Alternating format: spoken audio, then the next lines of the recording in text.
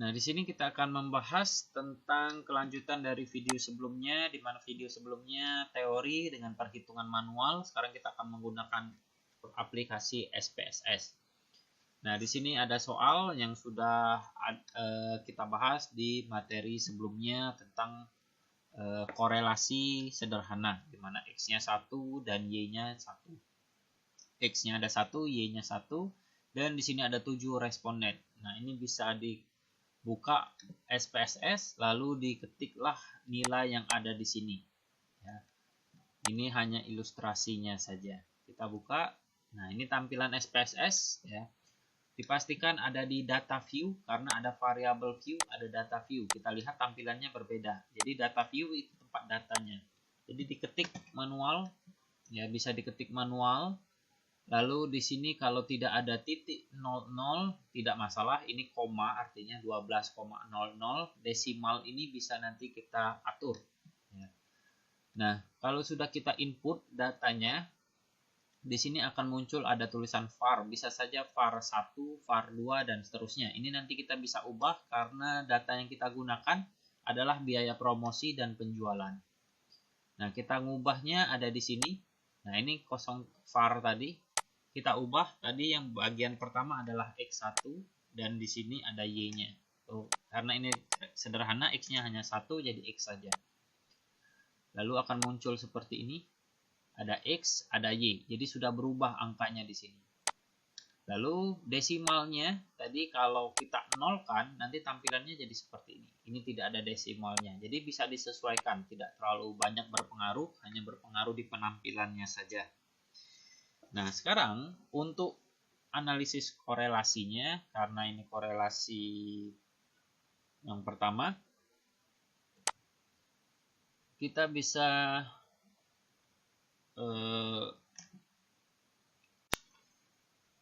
menggunakan menu analyze, lalu ada correlate dan bivariate. Lalu muncul tampilan seperti ini. Lalu masukkan keduanya, X dan Y-nya dimasukkan. Caranya bisa saja kalian klik di sini, ditarik ke sini, atau klik di sini lalu ada tanda panah ke kanan, jadi dia pindah. Kalau nanti ada salah, ini nanti bisa dipindahkan lagi. Nah, ini yang pertama, pindahkan dua-duanya karena kita akan melihat hubungan keduanya. Lalu pastikan di sini sudah tercentang. Kalau settingan awalnya ini pastinya sudah tercentang. Ya. Kalau sudah, langsung saja klik OK. Nah, keluarlah tabel seperti ini. Nah, ini untuk korelasi sederhana. Nah, di sini kalau kita bandingkan, di sini ada titik 968.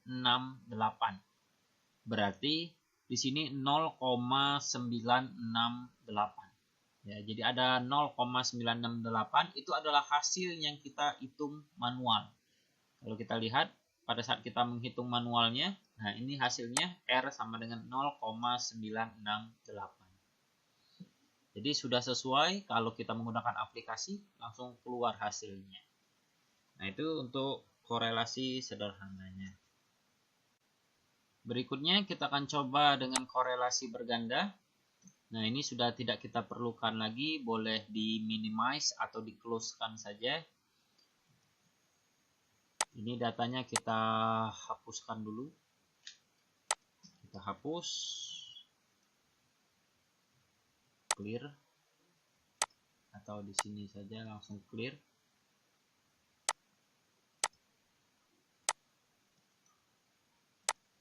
Nah, jadi kosong kembali. Ya, kita akan coba dengan yang berganda. Kita lihat data contoh di sini berganda. Data yang digunakan adalah data ini. Ada X1, ada X2, ada Y. Karena berganda, X-nya ada 2X dan 1Y. Sekarang kita akan input di dalam sini. Konsepnya sama. Ini ada var 567. Ini sebenarnya X1, X2, dan Y. Berarti kita ubah dari sini. 5 ini maksudnya X1. Di sini X2. dan di sini adalah Y. Nah, sebenarnya di sini juga bisa kita tambahkan ada label. Label ini bisa kita tuliskan nama variabelnya. Ya, kalau kita lihat di sini, nama variabelnya X1 adalah biaya promosi, X2 adalah kualitas, Y-nya adalah penjualan.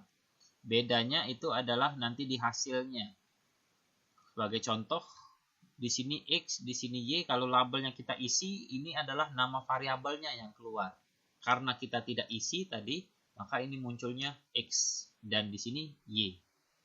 Jadi kalau labelnya kita isi, ya ini bukan X lagi, tapi nama variabelnya yang keluar. Dan di sini juga nama variabelnya yang keluar. Nah, kita lanjutkan. Kalau sudah terisi, ini file yang akan kita gunakan. Nanti kita akan cek apakah hasilnya akan sama dengan yang sudah kita buat seperti ini. Ini adalah yang manual ya, kita hitung manual. Caranya,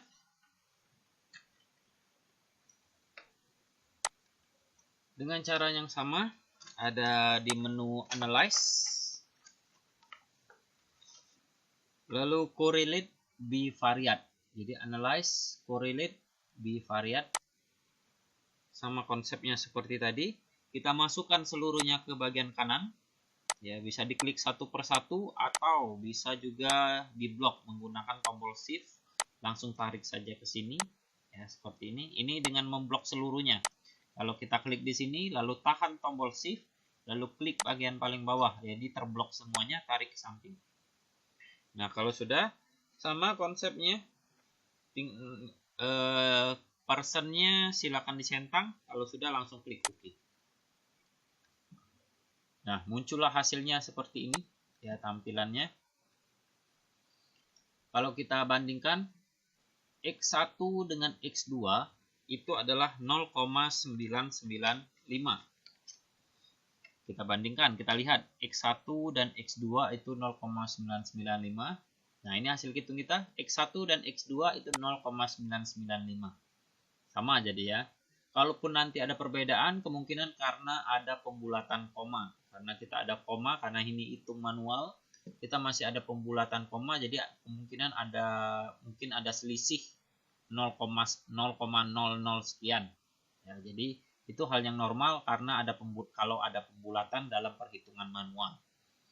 Nah, berikutnya kita cek X1 dengan Y 0,968. Kita lihat X1 dengan Y 0,968. Jadi sudah sesuai. X2 dengan X1 sama ya, ini X1 ke X2, ini X1 ke X2 juga sama 0,995. X2 ke Y 0,980. Jadi ada titik di sini artinya ada 0 di depannya. 0,980. Kita bandingkan. Nah, di sini X2 ke Y 0,980. Jadi sudah sesuai. Kalau ini kita hitung, kalau di sini kita sudah otomatis, langsung keluar otomatis. Ya.